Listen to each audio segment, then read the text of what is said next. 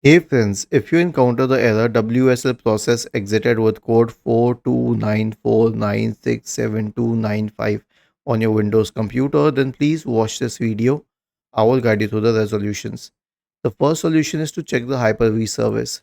Search for Windows features in the Windows search bar and click on Turn Windows features on or off.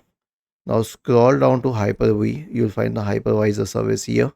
If you have a system that supports it, now mine doesn't, but you'll find the Hyper-V service in this list. You can turn it on. Now the next solution is to reset network because there's nothing else that you can do.